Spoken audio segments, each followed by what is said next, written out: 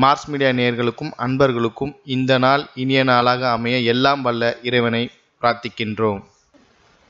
இந்த சேனல் உங்களுக்கு பிடிச்சிருந்தா மறக்காம சப்ஸ்கிரைப் பண்ணுங்க, ஷேர் பண்ணுங்க, லைக் பண்ணுங்க, கமெண்ட் பண்ணுங்க. எனதொருமை கடகராசி நேயர்களே, இந்த பதிவில் நம்ம என்ன பார்க்க போறோம் அப்படின்னா, நிகழும் மங்களகரமான குரோதி வருடம் ஆடி மாத ராசி பலன். இந்த ஆடி மாசத்துல உங்களுக்கு எந்தெந்த கிரகங்கள் அற்புதமா வேலை செய்ய போறது, நீங்க எப்படிப்பட்ட சூழ்நிலையில இருக்கணும், பரிகாரமா என்ன பண்ணினா ரொம்ப விசேஷம் அப்படிங்கிறத பத்திலாம் நம்ம இப்ப தெளிவா பார்க்க போறோம். உங்களோட லாபஸ்தானத்துல 6, 9 கூடைய அதிபதி குரு பகவான் லாபஸ்தானத்துல. இந்த லாபஸ்தானத்துல வந்ததுலேருந்தே ஓரளவுக்கு பரவாயில்லைங்கிற மாதிரி தான் இருக்கு. ஆனா சில நேரங்களில் உடல் ஆரோக்கியமும் பெரிய அளவில் முன்னேறலை. ஓரளவுக்கு இருந்துட்டே இருக்கு. சில பிரச்சனைகள், ஓரளவுக்கு சந்தோஷம், இப்படி மாறி மாறி இருக்கு. இந்த 5, 10 கூடைய அதிபதி செவ்வாய், அவரும் லாபஸ்தானத்தில் இருக்கார்.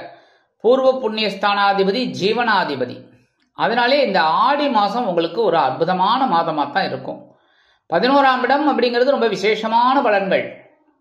சாதாரணமாகவே லாபஸ்தானம் அப்படின்னாலே ரொம்ப அற்புதம். அதுவும் குரு பகவான் இருக்கிறது ரொம்ப விசேஷம். கடன் கொஞ்சம் கொஞ்சமாக குறையும். சில நேரங்களில் உடல் ஆரோக்கியம் முன்ன பின்ன இருந்தாலும் பெரிய லெவலில் இல்லை, பயப்பட வேண்டாம். சரியா? ஏன்னா மனோபயம்தான் பெரிய லெவலில் பாதிக்கப்படக்கூடும். அதனாலே கவனமாக இருந்தால் போரும். மற்றபடி தந்தையார், தந்தை வழி உறவினர்கள் ஆதரவாக இருப்பார்கள். பூர்வீக சொத்துக்கள் உங்களுக்கு கைக்கு வரத்துக்கு வாய்ப்புகள் இருக்கு. அதே சமயம் 5ஆம் இடத்து அதிபதி 11ஆம் இடத்துல இருக்கிறதுனால ஆன்மீக பயணங்கள் உங்களுக்கு அற்புதமாக நிறைவேறும். தொழில் வியாபாரம் நிமித்தமாக சில பயணங்களை நீங்கள் மேற்கொள்ள வேண்டி வரும். அது கூட்டு தொழில் பண்ணினாலும் சரி, தனியாக தொழில் பண்ணினாலும் பரவாயில்ல. அவங்களுக்கெல்லாம் நல்ல ஒரு வெளியூர் போயிட்டு ஒப்பந்தத்தை வாங்கிட்டு வரத்துக்கு, இல்லைன்னா வெளிநாடு போயிட்டு வர சூழ்நிலையெல்லாம் கண்டிப்பாக அமையும். அதே மாதிரி உத்தியோகம் அருமையாக இருக்கும். அதுவும் இந்த மார்க்கெட்டிங்கில் இருக்கிறவங்களுக்கெல்லாம் ஒரு நல்ல நல்ல வாய்ப்புகள் கிடைக்கும். ஏன்னா அவங்கெல்லாம் அப்படியே மூவிங்கில் இருந்தால் தான் இன்சென்டிவ் வரும் சாதாரணமாக. அதனாலே இந்த இன்சென்டிவ், போனஸ், அது இது எல்லாம் வரத்துக்கு வாய்ப்புகள் இருக்குது. குருவோட பார்வைன்னு பார்த்தீங்கன்னா உங்களோட சகாய் ஸ்தானமாகிய 3ஆம் இடத்துல ஒரு பார்வை விழுது, 5ஆம் பார்வை. அதனாலே தைரியம் அதிகமாக இருக்கும். என்னதான் வந்தாலும் பார்த்துக்கலாம் ஐயா. சில நேரங்களில் மனசு சலிச்சு போனாலும் சில நேரங்களில் உங்களுக்கு ஒரு சந்தோஷமும் இருக்கும்.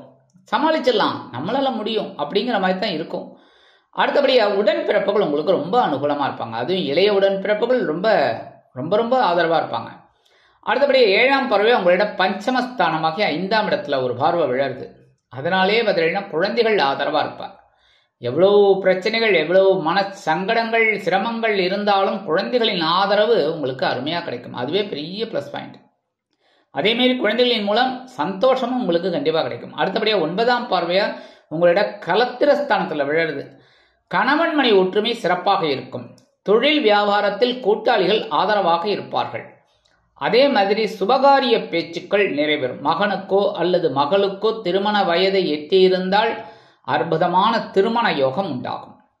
சீருடை பணியாளர்களாகிய காவல், இராணுவம், தீயணைப்புத்துறை, மருத்துவத்துறையில் வேலை பார்க்கும் அன்பர்களுக்கு எதிர்பார்க்கும் இடமாற்றம், பதவி மாற்றம், பதவி உயர்வு, சம்பள உயர்வு அருமையாக, மிக மிக அருமையாக உயர்வாக கிடைக்கும்.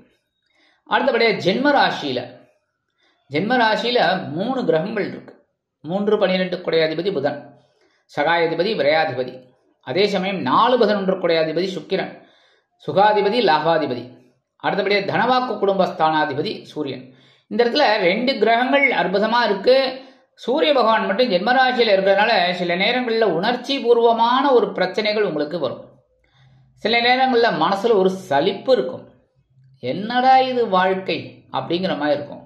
ஏன்னா தனவரவு அப்படிங்கிறது கொஞ்சம் அப்படி இப்படி இருக்கிறதுனால உங்களுக்கு கொஞ்சம் கோபம் வர்ற மாதிரி இருக்கும். ஆனாலும் 3, 12 கூடைய அதிபதி புதன், 4, 11 கூடைய அதிபதி சுக்கிரன் 2 பேருமே ஜென்மராசியில் இருக்கனால சந்தோஷமா என்ஜாய் பண்ணுவீங்க. சரி, ரைட், பார்த்துக்கலாம் அப்படின்னு. சில பேருக்கு பார்த்தீங்கன்னா பொழுதுபோக்கு அம்சங்களில் நாட்டம் அதிகரிக்கும். எவ்வளோ பிரச்சனைகள் தலைக்கு மேலே இருந்தால் கூட அழகாக கால் மேல் கால் போட்டு உட்காந்து டிவி பார்த்துட்டு இருப்பீங்க. ஏன்னா எவ்வளோ பிரச்சனைகள் இருந்தாலும் அதெல்லாம் சமாளிக்கலாம். ஆனால் சந்தோஷம், அந்த சந்தோஷத்தை சந்தோஷமாக எடுத்துக்கணும். அதே சமயம் நீங்கள் எடுக்கிற காரியங்கள் அற்புதமாக நிறைவேறும். சில பேருக்கு பார்த்தீங்கன்னா விலை உயர்ந்த பொருட்களை வாங்கக்கூடிய ஒரு வாய்ப்புகளும் கண்டிப்பாக கிடைக்கும். எழுத்து மற்றும் அச்சுத்துறையில் இருக்கும் அன்பர்களுக்கு அநேகமாக புதிய வாய்ப்புகள் வந்து சேரும். கல்வி பயிலும் மாணவ மாணவிகள் கல்வியில் ஏற்றமடைவார்கள். 1/8/2024 முதல் சுக்கிர பகவான் தனவாக்கு குடும்பஸ்தானமாகிய 2ஆம் இடத்துல இருக்கிறது ரொம்ப விசேஷம். இப்போ 1ஆம் தேதியிலிருந்து, அதுவும் ஆகஸ்ட் 1ஆம் தேதியிலிருந்து சுக்கிர பகவான் உங்களுக்கு உங்களோட 2வது இடத்துக்கு வரார். அதுவும் 4-11 கூடிய அதிபதி 2ஆம் இடத்துக்கு வர்றது கண்டிப்பாக ரொம்ப அற்புதமான ஒரு காரியம். என்னென்னா, உங்களுக்கு எடுக்கிற காரியங்கள் அற்புதமாக நிறைவேறதுனால் தனவரவு தாராளமாக வரும். கொடுத்த வாக்குறுதிகளை காப்பாற்றி மகிழ்வீர்கள். குடும்பத்திற்கு தேவையான சில நன்மைகளை செய்து கொள்வீர்கள். அதாவது என்னென்ன பொருள் வாங்கணுமோ அதெல்லாம் கரெக்டாக வாங்கிப்பீங்க. சகாயஸ்தானத்தில் கேது பகவான் குருவோட பார்வையை வாங்கிட்டு இருக்கார் 3ஆம் இடத்துல. 3ஆம் இடம் அப்படிங்கிறதுனால கேது இருக்கிறதுனால மனசில் கொஞ்சம் அப்பப்போ தைரியம் குறைஞ்சிட்டே இருக்கும். குறைஞ்சு அப்பப்போ பூஸ்ட் சாப்பிடுங்க. பூஸ்ட்டு, ஹார்லிக்ஸ் இதெல்லாம் சாப்பிட தைரியம் வந்துட்டு இருக்கும். அதாவது உடல் ஆரோக்கியம் நல்லா இருக்குங்கிறதுக்கு சொல்ல வரேன். அதாவது முயற்சிகளை விடாதீர்கள். எல்லா விஷயத்திலையும் முயற்சிகளை விடவே விடாதீங்க. அதுவே உங்களுக்கு பெரிய ப்ளஸ் பாயிண்ட்டாக அமையும். அதே மாதிரி சில நேரங்களில் சில தடை தாமதங்கள் இருக்கலாம், இருந்தாலும் கவனமாக இருக்கும். அதே மாதிரி ஆன்மீக விஷயங்களில் நாட்டம் கொண்டுக்குங்க. அதான் பெரிய விஷயம். ஏன்னா ஆன்மீகத்தில் எப்போ ஈடுபாடு அதிகமாக வருதோ அப்போ கேது பகவான் கண்டிப்பாக அனுகிரகம் பண்ணுவார். பாக்கியஸ்தானத்தில் ராகு பகவான், ராகு பிரம்மாண்டத்துக்கு அதிபதி, மாயைக்கு அதிபதி. இவர் 9ஆம் இடத்துல இருக்கிறதுனால எல்லாத்தையும் அனுபவிக்கணும். பாக்கியதை, அதாவது இந்த பாக்கியதைன்னு சொல்லுவா, என்னென்ன அனுபவிக்கணும், புரியுறதா? அதெல்லாம் ராகுவோட வேலை. எல்லாம் சந்தோஷமாக இருக்கணும், பாக்கியதை எல்லாம் வேணும், சொத்து சுகம் எல்லாமே வேணும், வண்டி வாகனம் எல்லாம் இருக்கணும், எல்லாம் பிரம்மாண்டமாக இருக்கணும் அப்படின்னு நினைக்கிறவா. அந்த இடத்துல இந்த 9ஆம் இடத்துல இருக்கிற ராகு பகவான் சில நேரங்களில் சில குழப்பங்களை கொடுப்பார் என்பதால் கவனம் அவசியம். அதேமாரி வெளியூர் அல்லது வெளிநாட்டு பயணங்களின் மூலம் உங்களுக்கு சில நன்மைகள் கண்டிப்பாக கிடைக்கும். அதேமாரி வெளியூர் போயிட்டு படிக்கணும், இல்லை உத்தியோகம் பார்க்கணும், இல்லை வெளிநாடு போய் படிக்கணும் உத்தியோகம் பார்க்கணும்னா தாராளமாக நீங்கள் துர்க்கை அம்மனை வழிபாடு பண்ணிவிட்டு உங்கள் முயற்சிகள் எல்லாம் மேற்கொள்ளுங்க. கண்டிப்பாக உங்களுக்கு நல்ல பலன் கிடைக்கும். அடுத்தபடியாக அஷ்டமஸ்தானத்தில் சனீஸ்வர பகவான் வக்ரகதியில் இருக்கார். பரவாயில்லை, கொஞ்சம் மூச்சு விட்டுக்கோங்க. 8ஆம் இடத்துல சனி பகவான் இருக்கிறது உடல் ஆரோக்கியத்தில் சில குழப்பங்கள். ஆனால் அதே சமயம் அவர் வக்ரகதியில் இருக்கிறதுனால அதை நிவர்த்தி பண்ணக்கூடிய ஒரு வாய்ப்புகளும் உங்களுக்கு கண்டிப்பாக கிடைக்கும். நல்லா நோட் பண்ணிக்கோங்க. அதாவது நிறைய பேர் உடல் ஆரோக்கியம் அப்படி இப்படி இருக்கேன்னு கவலையில் இருக்கேள், அதெல்லாம் கவலைப்பட வேண்டாம். சனி பகவான் வக்ரகதியில் இருக்காங்க, அவரே அந்த தீர்வும் கொடுப்பார். அதாவது இப்படி இந்த மாதிரி ஒரு மாத்திரை மருந்து சாப்பிடுங்க சரியாயிடும் அப்படின்னு டாக்டர் சொல்லுவார். அதுவே உங்களுக்கு பெரிய இது, அதனாலே சரியாயிடும். இருந்தாலும் இந்த உணவு கட்டுப்பாடு எடுத்துக்கிறது ரொம்ப விசேஷம். சரியா? எப்போவுமே எல்லாருமே சாதாரணமாக நல்ல உடம்புக்காராக கூட உணவு கட்டுப்பாடு எடுத்தனாலே ரொம்ப விசேஷம்.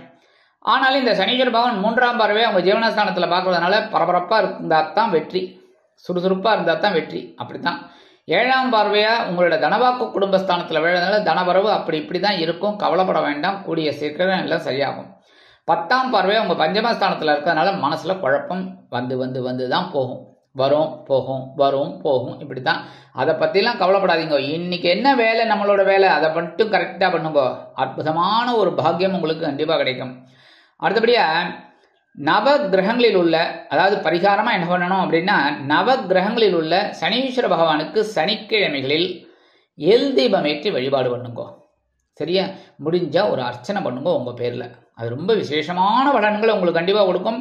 மனசில் இருக்கிற சங்கடங்கள் குறையும், சந்தோஷமான ஒரு வாழ்க்கை கண்டிப்பாக அமையும். அடுத்தபடியாக எம்பெருமான் முருகப்பெருமான வழிபாடு பண்ண உங்கள் உடல் ஆரோக்கியம் சிறப்படையும்.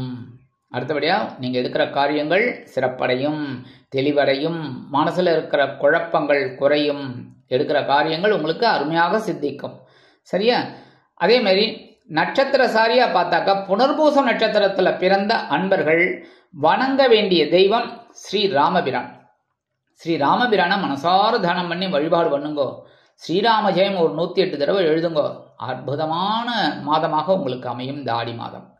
அடுத்தபடியாக பூசம் நட்சத்திரத்தில் பிறந்த அன்பர்கள் எம்பெருமான் சிவபெருமான வணங்கி வாருங்கள், கண்டிப்பாக நன்மைகள் நடக்கும். பிரதோஷ காலங்களில் அபிஷேகத்துக்கு ஏதாவது வாங்கி கொடுங்க. உங்களால் முடிஞ்ச திரவியங்கள், பால் இல்லைன்னா தயிர் அந்த மாதிரிலாம் வாங்கி கொடுக்கறது ரொம்ப விசேஷம். சந்தனம் எல்லாமே வாங்கி கொடுக்கறது ரொம்ப விசேஷம். விபூதி எல்லாமே உங்களால் என்ன முடியறதோ அதை வாங்கி கொடுங்கோ. அது பெரிய நன்மைகளை உங்களுக்கு கண்டிப்பாக கொடுக்கும் இந்த ஆடி மாதம். அடுத்தபடியா ஆயில்யம் நட்சத்திரத்தில் பிறந்த அன்பர்கள் பெருமாளை வழிபாடு பண்ணணும். பெருமாளை சும்மா எல்லாம் வழிபாடு பண்ணக்கூடாது. துளசி அவர் கேட்கறது 2 துளசி, வேற ரொம்ப எல்லாம் பெருசா கேட்கல. எந்த சுவாமியும் பெருசா கேட்கவே இல்லை. அதை நம்ம நல்லா புரிஞ்சுக்கணும். என்ன பிரம்மாண்டமா ஒரு பெரிய மாலை வாங்கி கொடுத்தா தான் பெருமாள் ஏத்துப்பார் அப்படிங்கிறதெல்லாம் கிடையவே கிடையாது. பெருமாளும் தாயாரும் ஓடி வந்துருவா. கொஞ்சோண்டு துளசியை போடுங்கோ, அதுதான் பெரிய விஷயம். என்ன அவர் அதான் கேட்கிறார், உன்னால முடிஞ்சா மாலை போடு, முடியலையா ஒரு 2 துளசியை போடு, துளசியும் முடியலையா 2 கொஞ்சம் ஜலத்தை, அதாவது தண்ணீரை அப்படியே கையில் எடுத்துக்கோங்க. எடுத்துட்டு உள்ளங்கையில வச்சுட்டு ஓம் நமோ நாராயணா அப்படின்னு சொல்லிட்டு அப்படியே நீங்களே சாப்பிட்டுருங்க. சர்வம் ஸ்ரீ கிருஷ்ணார்ப்பணம். அற்புதமான ஒரு பலன்கள் உங்களுக்கு கண்டிப்பாக கிடைக்கும். அதனால ஆயில்ய நட்சத்திரத்துல பிறந்த அன்பர்கள் பெருமாள் வழிபாடு பண்ணுங்க துளசி மாலை கொண்டு. சரியா? ஆக நட்சத்திரசாரியா நான் சொல்லிட்டேன். புனர்பூசம் நட்சத்திரத்தில் பிறந்த கடகராசி அன்பர்கள் ஸ்ரீ ராமபிரான வழிபாடு பண்ணுங்கோ. பூசம் நட்சத்திரத்தில் பிறந்த கடகராசி அன்பர்கள் எம்பெருமான் சிவபெருமானை வழிபாடு பண்ணுங்கோ. ஆயில்யம் நட்சத்திரத்தில் பிறந்த கடகராசி அன்பர்கள் பெருமாளை வழிபாடு பண்ணுங்கோ. மற்ற எல்லாருமே எம்பெருமான் முருகப்பெருமானையும் சனீஸ்வர பகவானையும் வழிபாடு பண்ணிட்டு வாங்கோ. கண்டிப்பாக இந்த ஆடி மாதம் உங்களுக்கு அற்புதமான ஏற்றம் தரும், மாற்றம் தரும், இனிமைகளை அள்ளித் தரும் மாதமாக அமையும் என்று கூறி விடைபெறுகிறேன். நன்றி, வணக்கம். மீண்டும் ஒரு அருமையான பதிவில் நான் உங்களை மனமகிழ்ச்சியோடு சந்திக்கிறேன். வாழ்த்துக்கள். வாழ்க வளமுடன். இந்த சேனல் உங்களுக்கு பிடிச்சிருந்தா மறக்காம சப்ஸ்கிரைப் பண்ணுங்க, லைக் பண்ணுங்க, ஷேர் பண்ணுங்க.